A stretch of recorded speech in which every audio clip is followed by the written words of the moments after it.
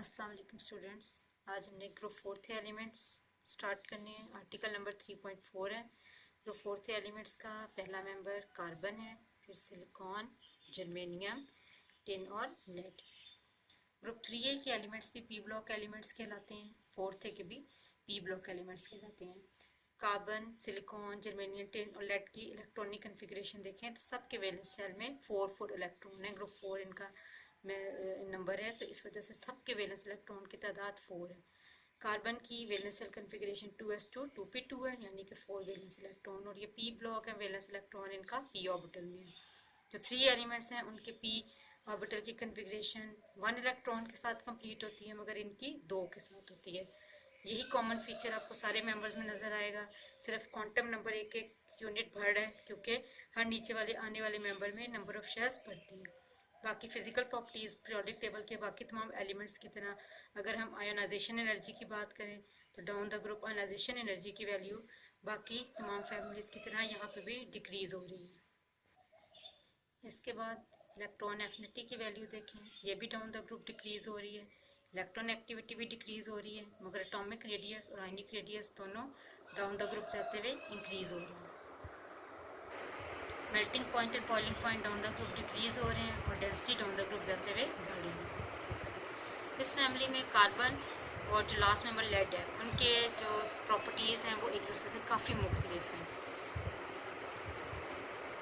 इसकी वजह क्या है कि जैसे जैसे हम आगे की तरफ जा रहे हैं, जो है यहाँ पर ये जो कार्बन है ये नॉन मेटालिक एलिमेंट है, डाउन द ग्रुप जाते हुए मेटालिक करैक्टर बढ़ता है, तो लेड आपको फेयरली मेटालिक एलिमेंट। जबकि अगर हम लिथियम और सीजियम को ग्रुप 1 में कंपेयर करें तो हमें इतना उधर डिफरेंस नहीं नज़र आता, क्योंकि वो सारे मेटालिक एलिमेंट्स हैं।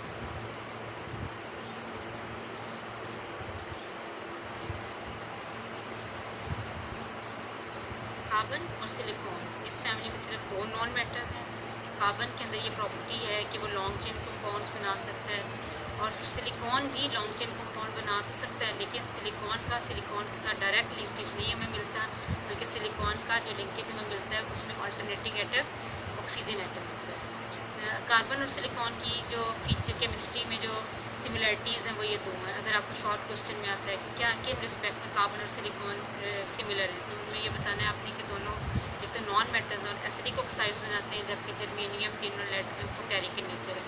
कार्बन और सिलिकॉन जो है वो कोवलेंट कंपाउंड बनाते हैं, और उनके ऑक्साइड्स जो हैं उनके नेचर एसिडिक हैं, और दोनों के दोनों हाइड्राइड्स और क्लोराइड्स भी फॉर्म करते हैं। इस ग्रुप 4 के एलिमेंट्स के सारे मेंबर्स में कॉमन बात यह है कि इनके वैलेंस इलेक्ट्रॉन की तादाद 4 होती है, और इनके अंदर 2 पेयर्स होते हैं। जैसे कि अभी मैंने आपको कन्फिग्रेशन में दिखाया 2s2 2p2। दो पेयर से मुराद है कि एक पेयर 2s ऑर्बिटल में होगा और एक 2p में होगा, और टोटल इलेक्ट्रॉन्स की तादाद 4 हो जाती है। In the first 3 elements of group 4 थे carbon, silicon and germanium, all the 4 valence electron are used as valency electron, while in tin and lead either all of the 4 electrons are used and one of the pair is used for bonding। कहते हैं कि देखिए जो शुरू के members हैं उनमें carbon, silicon और जर्मेनियम शामिल हैं, उनमें तो सारे के सारे वैलेंस इलेक्ट्रॉन बॉन्डिंग में यूटिलाइज होते हैं। लेकिन अगर हम टिन और लेड की बात करें तो वो 2 तरह के कंपाउंड बनाते हैं, या तो वो 4 वैलेंस इलेक्ट्रॉन्स अपने यूज़ करते हैं, जैसे कि स्टेनिक क्लोराइड और प्लम्बिक क्लोराइड, SnCl4, PbCl4, ये वो कंपाउंड है जिसमें ये अपने 4 वैलेंस इलेक्ट्रॉन को यूज़ कर रहे होते हैं। लेकिन अगर आप स्टेनस और प्लम्बस की बात करें तो इन दोनों में जो है 2 पेयर्स मौजूद होते हैं। एक पेयर जो होता है वो बॉन्डिंग में पार्टिसिपेट करता है और एक नहीं। इनके जो स्टेनस और प्लम्बस क्लोराइड के फार्मूले होते हैं वो SnCl2 और PbCl2 है। इसका मतलब है 4 इलेक्ट्रॉन में से 2 यूटिलाइज हो रहे हैं और एक पेयर इनर्ट रह जाता है। ये भी शॉर्ट क्वेश्चन के लिए इंपॉर्टेंट है कि वो पेयर ऑफ वैलेंस इलेक्ट्रॉन जो बॉन्डिंग में पार्टिसिपेट नहीं करता उसे हम इनर्ट पेयर कहते हैं, और वो एलिमेंट जो ये इफेक्ट शो करते हैं उस इफेक्ट को हम कहते हैं इनर्ट पेयर इफेक्ट। अगर आपको एग्जाम में इनर्ट पेयर इफेक्ट आ जाता है तो आपने बताना है कि लोअर मेंबर्स जैसे कि ग्रुप नंबर 4 थे में टिन और लेड है, ये अपने 4 वैलेंस इलेक्ट्रॉन में से अगर 2 को यूटिलाइज कर लें तो एक इलेक्ट्रॉन पेयर उनमें से इनर्ट रह जाता है। इस इफेक्ट को हम कहते हैं इनर्ट पेयर इफेक्ट। इलेक्ट्रोपॉजिटिविटी जो है वो इंक्रीज़ होती है डाउन द ग्रुप, जैसे कि मैंने बताया carbon and silicon non metallic element है और लेड फेयरली मेटालिक है। और डाउन द ग्रुप जाते हुए हम कह सकते हैं कि जो इंक्रीज़ इन मेटालिक करैक्टर है वो due to increase in atomic mass. कि कार्बन के आपको लॉन्ग चेन कंपाउंड बताए जा रहे हैं कि कार्बन कार्बन के साथ किस तरह से कनेक्ट होकर कैटिनेशन शो करता है और लॉन्ग चेन कंपाउंड फॉर्म करता है। इस फैमिली का second number silicon long chain compound बना तो जाता है, लेकिन सिलिकॉन के साथ लिंकेज की बजाय हमें कौन सा लिंकेज मिलता है? सिलिकॉन ऑक्सीजन सिलिकॉन लिंकेज मिलता है। यहाँ पर सिलिकॉन के साथ ऑल्टरनेटिंग एटम ऑक्सीजन है। इस ग्रुप के सारे मेंबर्स की जो कॉमन फीचर्स हैं वो ये है कि सबके वैलेंसी 4 है, सिवाय उन एलिमेंट्स के जो इनर्ट पेयर इफेक्ट शो करते हैं। फिर नंबर 2 के सबके हाइड्राइड्स फॉर्म होते हैं जिनका जनरल फार्मूला होता है MH4। M जो है वो स्टैंड कर रहा है यहाँ पे सारे फैमिली मेम्बर्स के लिए। अगर हम कार्बन कंसीडर करते हैं तो ये MCH4 होगा, इसे कार्बन के लिए होगा। इसी तरह मीथेन के बाद सीलेन की बात करते हैं तो M किसके लिए स्टैंड करेगा? SiH4 के लिए। फिर हम बात करेंगे इनके टेट्राक्लोराइड्स के। सबके टेट्राक्लोराइड्स का जनरल फार्मूला होता है PmCl4, लेकिन लेड और जो टिन है वो इनर्ट पेयर इफेक्ट शो करने की वजह से PbCl2b और SnCl2b फॉर्म करते हैं। ये डाइऑक्साइड्स भी फॉर्म करते हैं। इनके डाइऑक्साइड का फार्मूला MO2, जैसे कि कार्बन डाइऑक्साइड का फार्मूला SiO2, सिलिकॉन डाइऑक्साइड या सिलिका का formula SiO2। Carbon naturally 2 state में एग्जिस्ट करता है, क्रिस्टलाइन फॉर्म जो कि ग्रेफाइट और डायमंड है, और दूसरी अमॉर्फस फॉर्म जिसमें कोल चारकोल। मिनरल्स कार्बन के लाइमस्टोन है, डोलोमाइट है, मैग्नीसाइट है। मिनरल्स मैंने पहले भी बताया हुआ है वो कंपाउंड नेचर में या अर्थ क्रस्ट में इनके एग्जिस्ट करते हैं। लाइमस्टोन के फॉर्म में इसका जो कंपोजिशन है वो CaCO3, dolomite MgCO3 dot CaCO3 और मैग्नीसाइट का फार्मूला है MgCO3। एक्रेंस सिलिकॉन, एक्रेंस अब सिलिकॉन की बात करते हैं। ये बहुत अबंडेंट एलिमेंट है, मैंने एक दफ़ा पहले भी बताया था आपको कि 3 जो हमारे मोस्ट अबंडेंट एलिमेंट है अर्थ क्रस्ट में उनमें से एक है।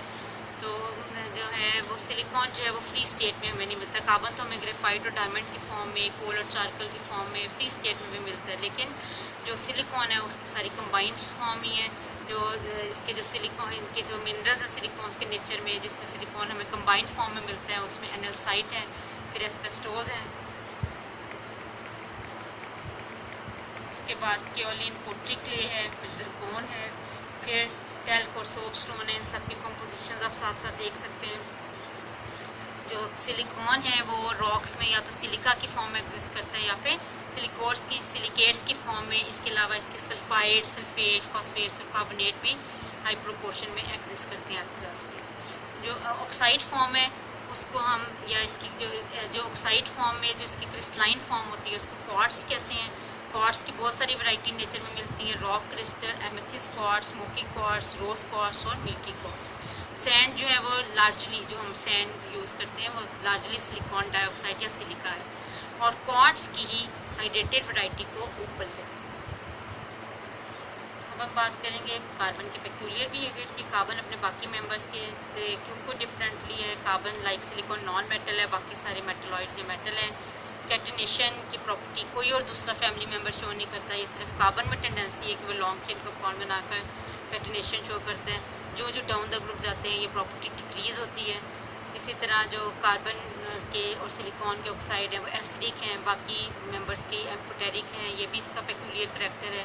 इसके अलावा कार्बन में आप यहाँ पर एक और चीज़ ऐड कर सकते हैं, नंबर 3, कि कार्बन डबल और ट्रिपल बॉन्ड भी बना सकता है अपने एलिमेंट के साथ भी और एलिमेंट के साथ भी। बाकी जो पीरियोडिक टेबल के एलिमेंट्स हैं वो डबल और ट्रिपल बॉन्ड, बाकी जो ग्रुप 4 के एलिमेंट्स हैं सिलिकॉन भी डबल और ट्रिपल बॉन्ड बनाने की टेंडेंसी नहीं रखता। ये तीसरा पॉइंट यहाँ पर आप ऐड कर सकते हैं।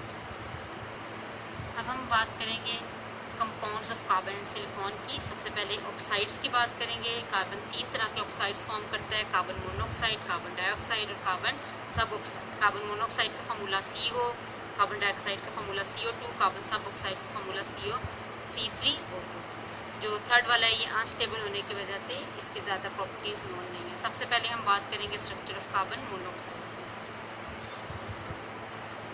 कार्बन मोनोऑक्साइड एक डायटोमिक मॉलिक्यूल है, इस पर ट्रिपल बॉन्ड होता है कार्बन और ऑक्सीजन के दरमियान। स्लाइटली पोलर इन नेचर है क्योंकि ऑक्सीजन और कार्बन में इलेक्ट्रॉन एक्टिविटी डिफरेंस होता है। ऑक्सीजन के ऊपर पार्शियल नेगेटिव चार्ज आ जाएगा और कार्बन के ऊपर पार्शियल पॉजिटिव चार्ज आ जाएगा। तो कार्बन मोनोऑक्साइड का इलेक्ट्रॉन डॉट स्ट्रक्चर है वही आपके सामने है कि ऑक्सीजन ग्रुप 6 का मेंबर है, इसके टोटल वैलेंस इलेक्ट्रॉन की तादाद 6 होती है, 1 2 3 4 5 6। जो ऑक्सीजन है वो अपने 2 इलेक्ट्रॉन्स म्यूचुअल शेयरिंग के लिए प्रोवाइड कर रहा है और एक कोऑर्डिनेट कोवलेंट बॉन्ड बनाने के लिए 2 यहाँ पर हैं। और ये इस साइड पर आपको नज़र आ रहे हैं कि एक पेयर ये पूरा दे रहा है, तभी एक बीच में से कोऑर्डिनेट कोवलेंट बॉन्ड है, बाकी 2 इलेक्ट्रॉन ये म्यूचुअल शेयरिंग के लिए दे रहा है, जिसकी वजह से इसके अंदर सिंपल कोवलेंट बॉन्ड है। इसके जो स्ट्रक्चर है, इससे ज़ाहिर ये लगता है कि इसकी डायपोल मोमेंट बहुत ज़्यादा होगी, लेकिन डायपोल मोमेंट की वैल्यू सिर्फ कितनी है 0.112 डिवाइड, जो ये इंडिकेट करती है ये बहुत ज़्यादा स्ट्रॉन्गली पोलर नहीं, वीकली पोलर है, क्योंकि एक तरफ तो इलेक्ट्रॉन एक्टिविटी डिफरेंस की वजह से ऑक्सीजन जो है वो पार्शियल नेगेटिव चार्ज रिक्वायर करता है, लेकिन कोऑर्डिनेट कोवलेंट बॉन्ड बनाने की वजह से उसके ऊपर स्लाइड पॉजिटिव चार्ज भी आता है, जिसकी वजह से हम जितना एक्सपेक्ट कर रहे होते हैं इससे पोलैरिटी ये उतना पोलर नहीं है। इसकी पोलैरिटी की वैल्यू डायपोल मोमेंट की वैल्यू है 0.112 डिवाइड, जो ये इंडिकेट कर रही है कि ये एक स्लाइटली पोलर सब्सटेंस है, पोलर है लेकिन स्लाइटली पोलर। दूसरा ऑक्साइड जो है कार्बन का, कार्बन डाइऑक्साइड, ये भी एक गैसियस मॉलिक्यूल है, उसकी तरह लीनियर इसका स्ट्रक्चर है। ये इसके अंदर कार्बन और ऑक्सीजन में डबल कोवलेंट बॉन्ड है, इधर भी कार्बन और ऑक्सीजन में डबल कोवलेंट बॉन्ड है। यहाँ पे 2 इलेक्ट्रॉन पेयर इसके यूटिलाइज नहीं हो रहे, जबकि कार्बन मोनोऑक्साइड में हमने देखा था सिर्फ 1 इलेक्ट्रॉन पेयर है जो ऑक्सीजन का यूटिलाइज नहीं हो रहा है। कार्बन और ऑक्सीजन का जो बॉन्ड डिस्टेंस है, बॉन्ड लेंथ है, वो 115 पिकोमीटर है। और सॉलिड अगर हम कार्बन डाइऑक्साइड को सॉलिडिफाई कर दें तो इसके जो क्रिस्टल की शेप होगी वो है फेस सेंटर्ड क्यूबिक स्ट्रक्चर। क्योंकि कार्बन डाइऑक्साइड में 2 equal and opposite dipole movement है, ये एक डायपोल की डायरेक्शन पॉजिटिव से नेगेटिव इस तरफ होगी, एक की पॉजिटिव से नेगेटिव इस तरफ होगी। 2 इक्वल और ऑपोजिट डायपोल्स एक दूसरे के इफेक्ट को कैंसिल कर देते हैं। ये बात हमने फर्स्ट ईयर की केमिस्ट्री में भी पढ़ी हुई है, इसलिए कार्बन डाइऑक्साइड बिल्कुल नॉन पोलर और डायपोल मूवमेंट की वैल्यू 0 है। नेक्स्ट लेक्चर इंशाल्लाह हमारा ऑक्साइड्स ऑफ सिलिकॉन पर होगा और हम इनको कार्बन के ऑक्साइड से कंपेयर भी करेंगे।